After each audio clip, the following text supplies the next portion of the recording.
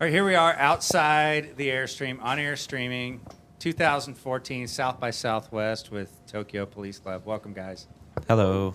Really good to have you. Of course, out of Toronto. I was kind of shocked as I was surprised myself reading about you guys getting ready for this, that you're approaching a decade as a band.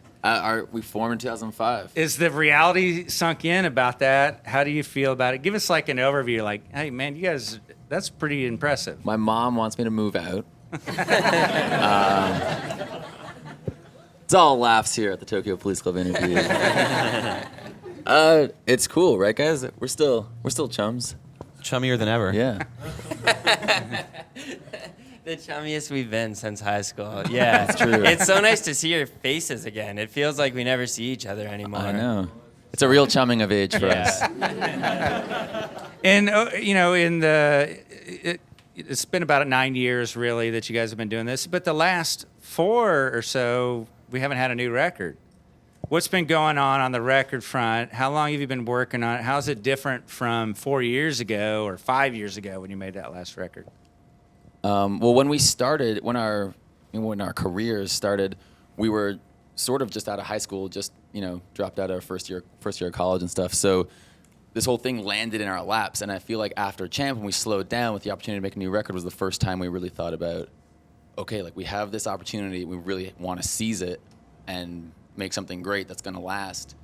And so 4 years became about 3.5 years became about finding that thing and finding what you've only got 9 spots on your album, 10 spots on your album. What's really worth that, and what do you want to make your mark with? So we were searching. You guys play a lot of festivals. I mean, festivals have been kind of the flavor for the last, 5 to 10 years, arguably.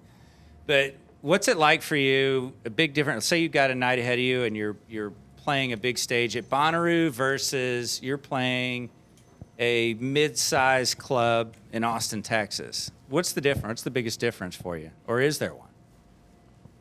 There definitely is a difference. I mean, there's a level of stimulus that happens at a festival that, it's very easy in the mid-level club show to sort of isolate yourself. And if you're tired or if you're angry or if you're hungry or whatever, you can sit in your quiet room and be quiet.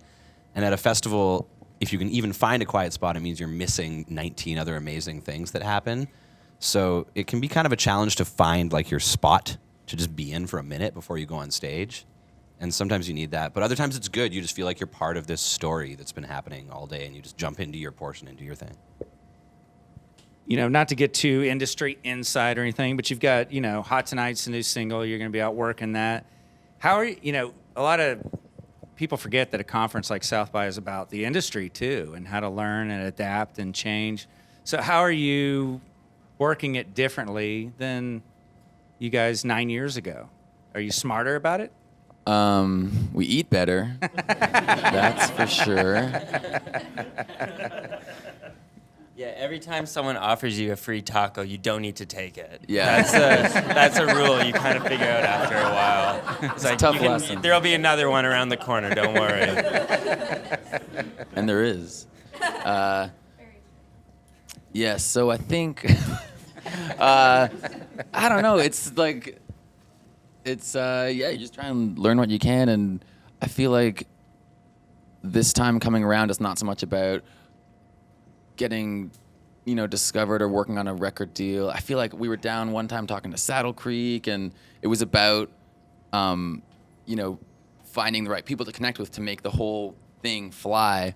And this time it's more about, we've got our team together, the record's done. We want to be places like this and let people know about it. It's more of a publicity kind of thing. Yeah, cool. One more quick thing, and then I'm going to twist your arm for something. I've learned through a few years of doing this, and then of course during South by Southwest, I had no idea that like among musicians, there's like a real hierarchy and pecking order on what kind of van you have. It's like total social status among musicians. What are you guys rolling in? Well, we roll in our 350, 2005, and we've been on buses. And the thing about a bus is that your bed is on wheels. And the thing that about a bed on wheels is it's not very comfortable or conducive to sleeping. It's overrated. overrated. Like we take the van, we get hotel rooms, and yeah, like the drives or whatever. But for us, it's unless you're rolling with a semi and 2 buses, or a band bus or a lead singer bus. It's for us, the van is cool. Like it's more control, more comfort. We're gonna get in the trailer and roll out. Yeah. If we need 5 volunteers to pull it, though, it's not no motor.